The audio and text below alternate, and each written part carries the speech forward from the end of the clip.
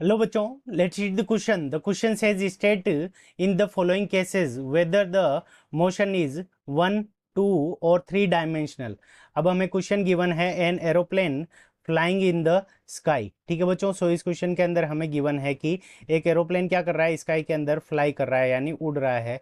तो उस कंडीशन के अंदर उसका जो मोशन होगा वो किस टाइप का होगा, 1 डायमेंशनल होगा, 2 डायमेंशनल होगा या फिर 3 डायमेंशनल होगा. ठीक है बच्चों, सो इस क्वेश्चन को करने के लिए हम क्या करेंगे, की कंसेप्ट अप्लाई करेंगे. अब की कंसेप्ट के अंदर सबसे पहले हम देखेंगे कि 1 डायमेंशनल जो मोशन होता है. ठीक है बच्चों, तो 1 डायमेंशनल मोशन यानी 1D मोशन. अब 1D मोशन का मतलब क्या होता है. सो 1D मोशन के अंदर क्या होता है कि पार्टिकल क्या करता है, हमारा कोई भी ऑब्जेक्ट है वो क्या करता है, एक लाइन के अंदर मूव कर रहा है. ठीक है बच्चों, तो इसका जो मोशन होता है वो क्या होता है, हमारा लीनियर मोशन होता है. यानी केवल और केवल एक डायरेक्शन के अंदर उसका क्या होता है, मोशन होता है. जैसा कि हमारी कार का और हम चलते हैं उस टाइम पे जो मोशन होगा वो हमारा 1D मोशन हो जाएगा. अब बात करते हैं 2D मोशन.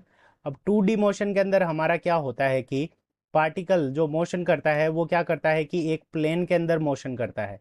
प्लेन का मतलब यानी वो उसकी 2 डायरेक्शन के अंदर मोशन हो सकता है. ठीक है बच्चों, तो प्लेन के अंदर मोशन होगा और इसका मतलब क्या होगा कि पार्टिकल 2 डायरेक्शन के अंदर मोशन कर सकता है, यहाँ से ऐसे और ऊपर और नीचे. तो यहाँ पे 2 डायरेक्शन चेंज हो रही है, तो ये 2D मोशन हो गया.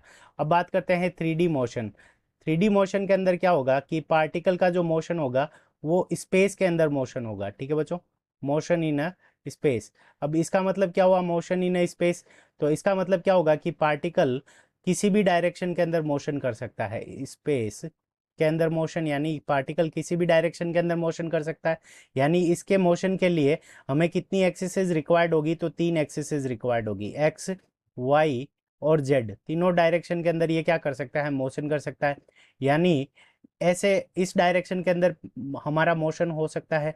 फिर क्या हो सकता है कि हमारा ऊपर और नीचे की तरफ मोशन हो सकता है और फिर आगे और पीछे की तरफ भी मोशन हो सकता है. ठीक है बच्चों, तो तीनों डायरेक्शन के अंदर जब मोशन होगा तो उस कंडीशन के अंदर स्पेस के अंदर मोशन होगा और उसको हम 3 डायमेंशन मोशन कहेंगे.